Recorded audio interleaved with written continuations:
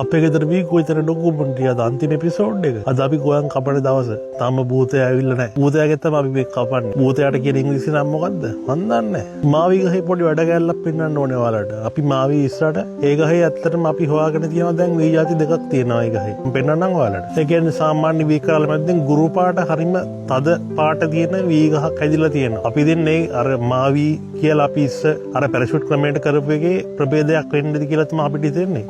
අපි හරියට දන්නේ නැහැ මොකක්ද උනේ කියලා. මම පෙන්නන්නම් ඔයාලට ගුරු පාට වී જાතිය. ඔයාලට මේ පේනවද වී කරල් හොඳට හුලන් සද්දෙත් එක්ක වී ගස් වල සද්ද ඇහෙනවනේ. ඔයාලට මේ පේනවද එක තැනක වී ගස් මේ සාමාන්‍ය වී ගස් තියෙන කහ පාට කරල් මේ කරල්ලේ තියෙන රතු පාට වෙලා. හරි ලස්සනයි. හැමතැනම නෑ ඒක හරි. ඔයාලට බලන්න ඕන අනිත් තැන් වල කොහොමද කියලා පාට. මේකේ තමයි ආයේ පාට එහෙම වෙලා තියෙන්නේ. වෙනස් ප්‍රභේදයක්. මික්ස් වෙලා. වැඩ ටික කවුල් වෙලා. කොහොමද වී ගස් වල ලස්සන? ෂා අද ගෝයන් කපන්න හරි ලස්සනයි. කහ පාටට දිලිසෙනවා. කහ පාට නෙවෙයි රත්තරන් පාට නේද? හරි ලස්සනයි. බලන්න. කොහොමද ගෝයන් කරවල ලස්සන?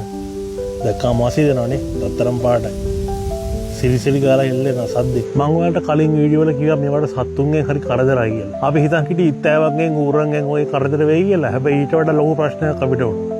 ඒ තමයි පිටිපස්සේ කන්දින්න රිලව්. මේ කුඹරට පයින්න පටන් ගත්තා. ඉතින් ඒ නිසා ඒ කරදරෙන් බේරෙන්න අපි කරන්ට් වැඩක් ගෙවුවා. ඔයාලට පේනවා මේ වයර් දාලා තියෙනවා බිම් පෙන්වන්නම් ඔයාලට. මේක නීතියානුකූලද කොච්චර සාර්ථකද කියලා නම් අපි දන්නේ නැහැ. මේක කළා තියෙන්නේ පාරේ තියෙන 230 වෝල්ටේජ් එක අරගෙන එක හරවනවා වෝල්ට් 12ට. ACO DC මන් දන්නේ නැහැ මොකද්ද කියලා. ඊට පස්සේ එක ග්‍රවුන්ඩ් කරනවා.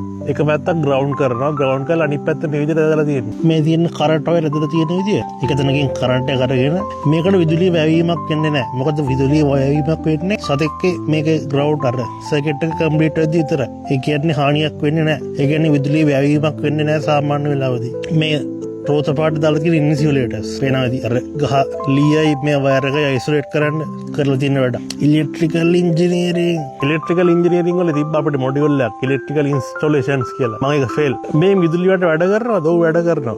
අපේ බල්ලා එදා දවසක් ඇවිල්ලා මේකේ පැනලා තිබ්බ යටින් රින් ගන්න ගිහලා වදිලා තිබ්බ කරන්ට් පාරක්. ඒ කියන්නේ මේක වැඩ කරනවා. ටෙස්ට් එක හරි. ඊළඟට තියෙන මං අල්ලලා බලන්න ඕනේ මට වදිනවද කියලා. වීඩියෝ එක ගන්න.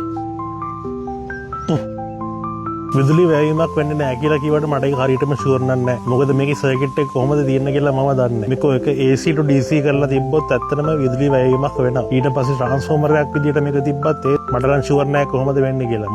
මට ට්‍රාන්ස්ෆෝමර් වල අර ඉක්වලන්ට් සර්කිට් එක මතක නැහැ. මට මොකද්ද කියලා හරියට අයිඩියා නැහැ. මේක දැනගත්තා නම් කියන්න තිබ්බ කරන්ට් එක යනවද නැද්ද කියලා හරියටම චිත්‍ර කියන්න තිබ්බා. මට මතක නැහැ ඒවනේ. මං ඒවා ෆේල් ඔක්කොම. මේ වගේ විදුලි වලට ළඟින් ගහන්න කි පොඩි ප්‍රශ්නයක් තියෙනවා. ඒ තමයි පොඩි හරි ක්‍රමයකින් මේක ග්‍රවුන්ඩ් වුණොත් සර්කිට් එක කම්ප්ලීට් වෙලා කරන්ට් එක යන්න පටන් ගන්න එක.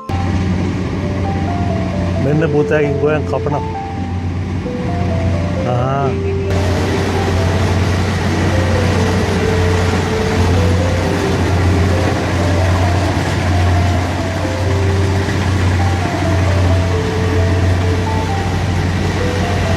අපි මේ පාරේ වී જાති දෙකක් මේ පැත්තට ඉස්සේ පාරම්පරික වී එකක් මේ පැත්තට කපන්න ඉස්සේ BJ නම්බර් එක. ඒ BJ නම්බර් එක තමයි දැන් කපන්නේ. වී જાති දෙකක් ඉස්ස නිසා කපද්දි පොඩක් අමාරු නම් මොකද ට්‍රැක්ටරේ මේ මොකද්ද මේ කුබෝට මැෂින් එක මේ පැත්තෙන් ඉඳන් ගන්න අමාරුයි. ඉතින් වෙන පාරක අපිට හොයාගෙන යන්න වුණා ඒක කරන්න. කොහොම හරි ගෙම්බක් ගාලා මැෂින් එක කරට ගෙනා.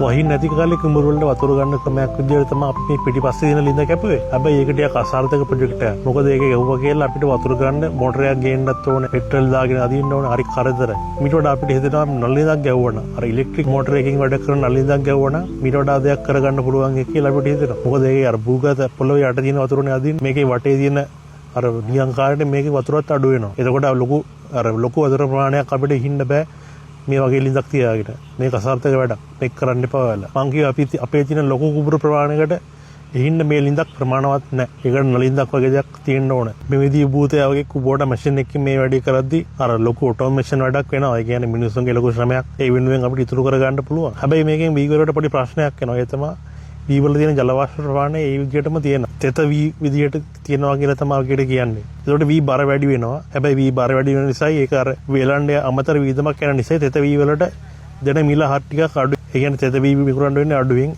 වේල පොයි විකුණන්න පුළුවන් වැඩි මිලට. ඉතින් ඒ වෙනසක් එහෙම තියෙනවා. අර තෙත වී වියලි වී කියලා දෙයක් වෙන් කරන්නේ ඒකයි. වියලි වී කියන්නේ වැලියු ඇඩඩ් ප්‍රොඩක්ට් එකක්. වේල පොයි ඒක තමයි හොඳ.